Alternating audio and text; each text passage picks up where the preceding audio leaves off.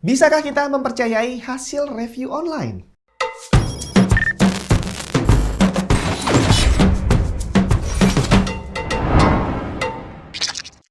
Mouse budget keren dari Asus, TUF Gaming M3 Gen 2, ultralight wired gaming mouse dengan bobot hanya 59 gram, performance mantap dengan sensor 8000 dpi dan 6 programmable tactile switch dengan durability mencapai 60 juta klik, serta menggunakan PTFE mouse fit untuk glide yang lebih lancar, IP56 dust and water resistance, serta baik untuk kesehatan kita dengan Asus Antibacterial Guard. Selengkapnya cek link di bawah. Review, sekarang semua hal dari PC, laptop, HP, nasi goreng, ayam goreng, gudeg, semuanya udah ada review. Jadi sebelum kita beli sesuatu, tinggal lihat aja reviewnya bagus atau enggak. Kalau bagus ya udah beli aja karena berarti kualitasnya memang bagus. Emang iya? Ya kalau soal makanan sih, saya emang terutama kalau lagi pergi keluar kota ya, itu emang sering sebelum jajan buka dulu di sosmed kan. Ini apa yang reviewnya bagus? Oh ini ayam gorengnya enak, nasi gorengnya enak, gudegnya enak. Ya udah, saya akhirnya cobain ke sana yang dapat review bagus. Tapi ternyata nggak jarang saya kecewa karena ternyata gudegnya nggak enak. Ternyata nasi gorengnya juga nggak enak. Apakah berarti review nggak bisa dipercaya? Iya, nggak juga sih. Karena kalau dalam hal makanan itu memang faktor subjektifnya banyak. Jadi kalau si reviewer memang mungkin suka makanan yang manis banget dan dia bilang gudegnya enak, ternyata begitu saya sampai sana, untuk ukuran lidah saya terlalu manis. Jadi nggak cocok. Nah, tapi gimana dengan komponen PC? Apakah review komponen PC juga sama subjektifnya seperti itu? Apakah bisa dipercaya? Jadi review itu boleh dibilang adalah semacam pengakuan dari orang yang sudah kita anggap sebagai ahlinya untuk menyatakan bahwa suatu barang itu bagus atau enggak. Tapi ternyata bukan cuma review. Kalau kita lihat barang seperti power supply misalkan, di mana di produknya itu ada tempelan 80 plus atau cybernetics A plus misalkan. Itu juga adalah suatu pengakuan yang bentuknya bukan dalam bentuk review tapi dalam bentuk sertifikasi. Apakah sertifikasi dan review tadi sama-sama bisa dipercaya? Karena kita bicara tentang percaya atau enggak, berarti kepercayaan adalah kuncinya. Di mana kepercayaan itu ya berhubungan dengan keyakinan kita. Jadi kalau kita udah yakin sama seseorang, kita udah wah ini orang nih bagus nih, omongannya bisa dipegang nih. Akhirnya ya udah kita yakin bahwa omongan dia itu adalah benar. Walaupun mungkin suatu saat dia mengatakan sesuatu yang salah atau mungkin dia sengaja berbohong mungkin, kita tetap yakin. Dan sebaliknya kalau kita udah nggak yakin sama orang, mau dia kasih bukti seperti apapun, ya tetap aja kita nggak akan percaya. Dan apa hubungannya dengan review? Semuanya saling berhubungan. Pernah dengar kasus beberapa tahun lalu itu ada produk SSD yang wow banget lah ya. Jadi harganya murah tapi performance-nya bagus. Banyak reviewer bilang ini memang SSD recommended banget. Tapi ternyata setelah jalan beberapa lama ada review baru lagi, kok beda performance-nya. Jadi SSD yang sama, tipenya sama, dibandingin yang awal review dulu kok beda. Begitu dibongkar, ternyata ada penggantian komponen. Bahwa ternyata komponen batch produksi yang kesekian itu udah diturunkan kualitasnya. Beda sama yang produksi awal-awal dulu. Dan ini ya boleh dibilang hasil review bukan nggak bisa dipercaya, tapi ternyata dari produsennya melakukan sesuatu yang akhirnya membuat hasil reviewnya menjadi invalid. Hal ini bukan menjadi sesuatu yang udah bukan masalah mungkin atau nggak mungkin, tapi memang udah banyak dan bisa jadi banyak terjadi tapi kita nggak tahu. Nah, menurut kamu nih, untuk bisa dapetin logo tadi 80 plus atau cybernetics, itu kira-kira apa yang dilakukan oleh produsen untuk bisa dapetin logo tadi? Apakah setiap kali dia produksi katakanlah 100 unit, itu nanti semua unitnya ini akan dicek satu-satu, terus yang lolos ditempelin stiker? Enggak coy.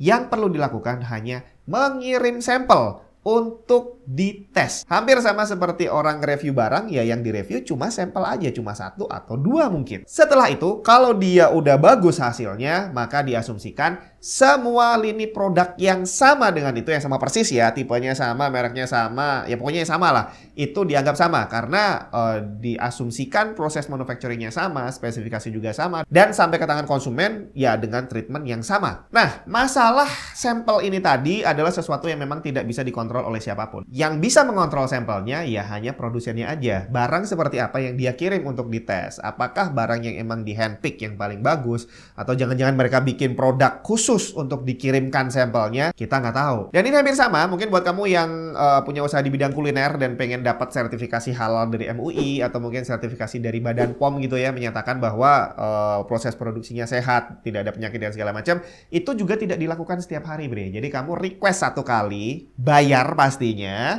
terus habis itu diperiksa semuanya, proses produksi seperti apa, kebersihan dapur dan segala macam bahannya. Begitu semua oke, dikeluarkanlah surat oke bahwa usaha ini memang sah. Dapurnya bersih, tidak menggunakan bahan-bahan haram dan segala macam, dapat. Tapi begitu suratnya terbit, terus kamu melakukan cheating gitu ya, dapurnya kamu rombak, terus bahannya bukan lagi pakai ayam tapi pakai babi misalkan, ya cuma kamu yang tahu. Dan itulah yang terjadi dengan sistem review ataupun sertifikasi pada komponen PC. Dan semuanya bayar coy, gak gratis. Karena untuk melakukan pengetesan tadi butuh modal. Semakin canggih pengetesannya, semakin besar modal yang dikeluarkan dan semakin besar juga uang yang harus dibayarkan oleh produsen. Tapi kalau gitu, apakah hasil dari pengetesan tadi bisa dipercaya? Dari sampel yang mungkin cuma 1-2 biji, atau untuk reviewer mungkin dia dikirim atau mungkin dia beli barang juga cuma 1. Gak mungkin dia nge-review 10 produk di dalam satu video. Dan seandainya pun dia nge-review 10 produk sekalipun, dibandingkan yang diproduksi ada mungkin 10.000 unit, yang gak ngaruh juga. Secara persentase, yang mendingan 1 aja untuk bisa mewakili semuanya. Dan apakah dari 1 atau 10 tadi bisa dipercaya hasilnya? Salah satu brand SSD pendatang baru yang bukan rebrand, Itopso, punya pabrik sendiri, Bre. Terbukti dengan 2 SSD yang udah dites tim Tech and Tips berhasil mencatat endurance hingga 8 kali lipat spesifikasi TBW dengan kecepatan yang stabil selama pengujian. Udah gitu, harganya murah lagi. Bukan hanya SSD, Itopso juga memiliki produk memori lain seperti DDR-RAM, USB flash drive, dan memory card yang juga diproduksi dengan standar quality control yang mantap. Langsung cari Itopso di marketplace kesayangan kamu. Kita beralih dulu membahas tentang komponen PC yang kalau bukan dari reviewer yang resmi, ya user itu juga adalah sedikit banyak boleh dibilang reviewer. Karena user itu kalau dia dapat barang yang bagus, kadang dia posting di grup gitu kan. Dan apalagi kalau dapat barang yang jelek. Biasanya postingnya bukan cuma sekali, postingnya berkali-kali dan di-share sama orang banyak. Jadi seolah-olah reviewnya ada banyak coy. Nah, yang jadi masalah adalah kalau kita bicara tentang kepercayaan, orang itu akan lebih banyak terpengaruh untuk bisa percaya berita jelek dibandingkan berita buruk. Jadi kalau kamu contohnya nih lagi cari info tentang power supply dan ada orang cerita tentang power supply meleduk di PC-nya mereka gitu kan, ya kita akan otomatis langsung berasumsi bahwa power supply itu jelek. Hampir sama seperti orang bilang saya beli SSD dan baru 3 minggu rusak dan akhirnya kita berasumsi bahwa berarti SSD-nya jelek atau motherboard atau GPU, ya semua komponen. Begitu ada orang bilang bahwa barangnya rusak, kita akan langsung beranggapan bahwa barang itu jelek. Padahal belum tentu coy. Jadi di PC ini, itu semua komponen saling berhubungan. Dari power supply, motherboard, semuanya saling terkoneksi. Dan kalau sampai terjadi satu kerusakan, belum tentu kerusakan itu disebabkan karena barangnya itu yang rusak. Bisa jadi karena ada komponen lain yang menyebabkan dia rusak. Contoh, GPU atau SSD ada yang rusak. Belum tentu karena GPU atau SSD-nya yang jelek. Bisa jadi karena supply listrik dari power supply-nya yang nggak bagus. Tapi kalau sampai terjadi seperti itu dan mungkin power supply-nya ikut meleduk, belum tentu juga power supply-nya yang jelek. Bisa jadi supply listrik yang ada di rumahnya yang memang busuk. Dan dengan kelistrikan yang sebusuk itu tidak seharusnya kita pakai power supply yang dipasang tadi. Harusnya kita pakai power supply yang jauh lebih bagus lagi. Dan itu sudah pernah saya bahas di video yang satu ini. Intinya adalah yang nggak review online, nggak review dari user, itu akan selalu ada faktor-faktor seperti tadi yang mungkin tidak terucapkan. Bedanya, reviewer profesional dan juga orang-orang yang menerbitkan sertifikasi, mereka sudah punya metode yang fix untuk melakukan pengetesan. Bahwa barang yang datang itu akan dites seperti ini, parameternya apa aja untuk menyebutkan bahwa barang ini bagus atau nggak bagus. Beda dari review user, di mana user hanya bilang ini power supply-nya meleduk. Dia nggak bilang bahwa ternyata listrik rumahnya yang busuk. Dan kalau kita lanjutkan lagi tentang hasil reviewnya, kita ambil contoh aja power supply tadi ya. Kalau dibilang bahwa power supply ini dari hasil reviewnya orang itu ternyata bagus. Bahkan kalau kita bicara tentang review power supply, salah satu yang bisa mereview dengan cara yang paling bagus dan paling komplit adalah MyClub kan. Di sana dia punya alat yang bisa ngetes, dia dikasih beban berapa, stabil atau enggak voltasenya, terus dia voltase diturunin jadi 160, masih bisa jalan atau enggak. itu adalah cara yang bagus banget, valid banget untuk menunjukkan kinerja sebuah power supply. Tapi itu juga nggak bisa dijadikan sebagai acuan mutlak bahwa power supply yang lolos di tes sama MyClub akan udah dijamin pasti bisa survive di rumah kamu. Karena yang dilakukan sama MyClub adalah ngetes hanya dalam waktu beberapa menit doang. Sedangkan power supply yang sama dipasang di rumah kamu, bisa aja drop listriknya lebih banyak dan itu terjadi setiap hari sepanjang tahun. Jadi barang yang udah dites di lab tadi yang hasilnya dibilang bagus, itu belum tentu kalau dilepas ke pasaran, masuk ke rumah kamu, bisa survive dengan cara yang kita asumsikan seperti tadi. Karena kondisinya bisa jauh berbeda. Dan ini adalah dilema yang sangat sulit. Jadi kalau kita bilang mau percaya sama review atau enggak, ini ya susah banget sih. Terutama buat orang yang pas-pasan. Jadi pas-pasan ini ada banyak banget. Nggak melulu tentang duit, tapi ya mainly tentang duit. Jadi biasanya nih orang yang pas-pasan duitnya, itu kondisi kelistrikan di rumahnya itu juga pas-pasan, Bre. Makanya sering nih di forum kita lihat ada orang nanya, listrik rumah saya cuma 450 VA. Cukup nggak kalau saya mau ngerakit PC kayak gini misalkan? Nah, itu adalah pertanyaan pas-pasan, Bre. Listrik rumahnya pas-pasan, mau dipasangin PC yang segede ini misalkan, ya udah jelas kondisi kelistrikannya bakal nggak bagus. Dan orang yang pas-pasan tadi, karena duitnya juga ngepas, akhirnya mereka akan beli power supply yang secara kualitas juga ngepas. Yang sebenarnya tidak ideal untuk dipasang di kondisi kelistrikan yang seperti tadi. Dan akhirnya ya kondisi listriknya nggak bagus, dia beli barang yang bukan nggak bagus, tapi bukan peruntukannya untuk menghandle kelistrikan yang kacau, dan akhirnya rusak. Dan mereka akan bilang bahwa hasil reviewnya nggak bagus.